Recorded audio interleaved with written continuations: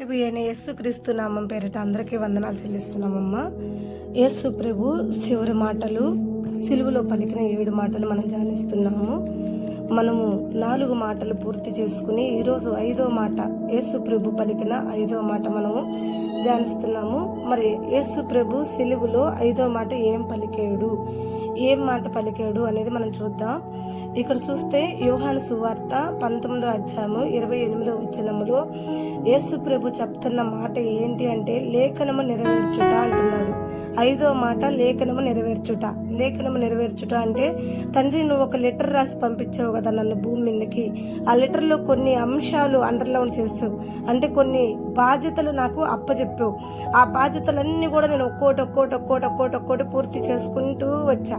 Final అయిపోయింది. ఇప్పుడు ఇంకా ఇదే లాస్ట్ది, ఈ మరణంతో లాస్ట్ అనమాట. నువ్వు రాసిన బాధ్యతలు ఏవైతే ఉన్నాయో ఇదే లాస్ట్ది, ఇంకింతటితోటి ఫైనల్ అయిపోయింది. కాబట్టి నెరవేర్చుట అంటే నువ్వు చెప్పింది ఏది కూడా నేను విడిచిపెట్టలేదు, నువ్వు చెప్పిన దానికి దేనికి కూడా నేను వెనుతీయలేదు. ఆఖరికి మరణం పెట్టుటకు కూడా నువ్వు మరణాన్ని కూడా అండర్లైన్ చేసి పెట్టావు, చివరికి మరణం కూడా ఉందని చెప్పావు. అయితే ఇందులో కూడా నేను వెనుతిరగలేదు, ఇందులో కూడా నా చెయ్యి వెనక్కి తీయలేదు. ఆఖరికి నా మరణాన్ని పెట్టుట కూడా నేను వెనుతీయక నేను మరణంలో కూడా విజయాన్ని జయించి నీ ఒక్క లేఖనంలో ఉన్న ప్రతి ఒక్క బాధ్యతని నేను నెరవేర్చానని తన తండ్రికి యేసు ప్రభు చెప్తున్న మాట అన్నమాట. తండ్రి చెప్పిన పనులన్నీ కూడా నమ్మకంగా చేసి తండ్రికి సమాధానం ఇస్తున్న కుమారుడిగా ఇక్కడ మనకి నిలబడుతున్నాడు. ఈరోజు మన తండ్రి మనకి ఎన్నో ఆజ్ఞలు, మనకు కూడా ఒక లేఖనం రాశాడు. 10 ఆజ్ఞల పలకని ఒక 10 లేఖనములు రాశాడు మనకు కూడా. కానీ ఆ 10లో కనీసం మనం ఒక 5 నెరవేరుస్తున్నామా? తండ్రికి ఇష్టలుగా ఉంటున్నామా? యేసు ప్రభు చూడు తన తండ్రి లేఖనం నెరవేర్చాడు. మన తండ్రి లేఖనం మనం నెరవేరుస్తున్నామా?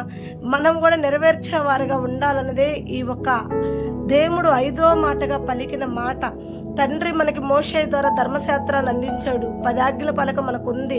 10 ఆజ్ఞల పలక ఇప్పుడు కొత్త నిబంధన వచ్చింది. క్రీస్తు రక్తం ద్వారా మనందరం కృపలో చేర్చబడ్డాం, కృప యుగంలో మనం ఉన్నాం. కానీ దేవుడు పలికిన మాటలే కదా 10 ఆజ్ఞల పలకలు కూడా. ఆ మాటలు కూడా ఆయన మనకు పంపిన లేఖనమే కదా. ఆ లేఖనం నెరవేర్చేవారిగా కూడా మనం ఉండాలి కదా. తప్పకుండా తన తండ్రి చిత్తాన్ని ఎలా నెరవేర్చి లేఖనాన్ని ఎలా పూర్తి చేశాడో, లేఖన నెరవేర్పు ఎలా అప్పచెప్పాడో మనము కూడా మనం జీవించుతున్నప్పుడు, మనం ఈ లోకంలో బతుకుతున్నామంటే దేవుడు మనకు కొన్ని క్రమాలు ఇచ్చాడు, కొన్ని నియమాలు ఇచ్చాడు, కొన్ని ఫాలో అవ్వమని చెప్పాడు దేవుడు. కాబట్టి దేవుడు చెప్పిన ప్రకారంగా మనం ఫాలో అవ్వాలి. కొన్నిటినైనా మరి చాలా మంది అయితే అన్నిటిని ఫాలో అవుతారు. వాళ్ళకి నిజంగా చెప్పాలంటే నిండైన ఆశీర్వాదాలతో ఎప్పుడైనా వారు దీవించబడతారు. ఎందుకంటే విస్తారంగా ఎత్తువాడు విస్తారంగానే కోసుకుంటాడు, కొంచెం ఎత్తువాడు కొంచెమే కోసుకుంటాడు. మరి కొందరు విస్తారంగా విత్తుకుంటున్నారు, విస్తారమైన దీవెనలు పొందుకుంటున్నారు. దేవుడు మాటని విస్తారంగా ఫాలిస్తారు. దేవుడే చెప్పాడు కదా, ఎవరు విస్తారంగా విత్తితే వారు విస్తారమైన పంటని. అలాగే దేవుడు ఒక ఆజ్ఞ అనుసరించి దేవుడు సిద్ధానంగా ఫాలో అయ్యే ప్రతి ఒక్కరు కూడా తప్పకుండా ఆయన 100 ఆశీర్వాదాలకు వారసులుగానే ఉన్నారు. మనం ఎలా ఉన్నామో, 30గా ఉన్నామో, 60గా ఉన్నామో సరిచేసుకుందాం. మనం కూడా మన తండ్రి చెప్పిన ప్రతి ఆజ్ఞ నెరవేర్చేవారిగా, తండ్రి చిత్తానుసారంగా జీవించేవారిగా మనము కూడా తండ్రి ఎదుట రేపు పోయి నిలబడాల్సి వచ్చింది. ఒక సందర్భంలో తండ్రి సింహాసనం మీద మనం నిలబడ్డప్పుడు తండ్రి మనల్ని లెక్క అడుగుతాడు. నీకు అప్పచెప్పిన పని నువ్వు పూర్తి చేసి వచ్చావా అని అన్నాడు తండ్రి మనల్ని అడిగినప్పుడు. అప్పుడు మనం కూడా తండ్రికి చెప్పేవారి స్థానంలో ఉండాలి. నీ లేఖనము మేము నెరవేర్చామయ్యా అనే స్థానంలో మనం కూడా ఉండాలి.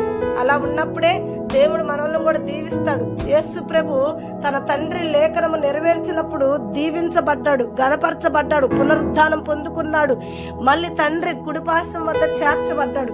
మనము కూడా మన తండ్రి చిత్తాన్ని నెరవేర్చి ఆయన చిత్తానుసారంగా మనం కూడా జీవించి రేపు తండ్రి దవన వలన సింహాసనం మీద కూర్చుని ఉన్నప్పుడు మనము కూడా ఆయన ముందు నిలబడి, నా తండ్రి నీ లేఖనము మేము కూడా నెరవేర్చాము, ఇదిగో నా తండ్రి మా నెరవేర్పు 30 దొంతులో 60 100 నువ్వే చూడు నా తండ్రి.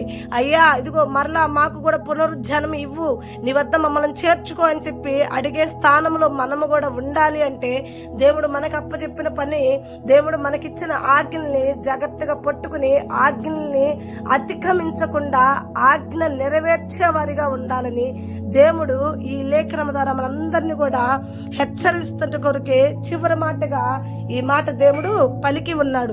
కనుక మనందరం కూడా తండ్రి మనకిచ్చిన ఆజ్ఞలను కూడా అతిక్రమించకుండా ఆజ్ఞానుసారంగా జీవిద్దాం.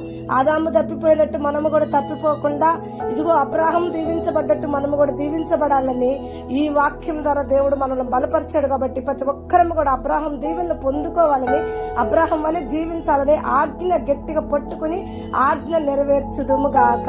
ఆమేన్. God bless you.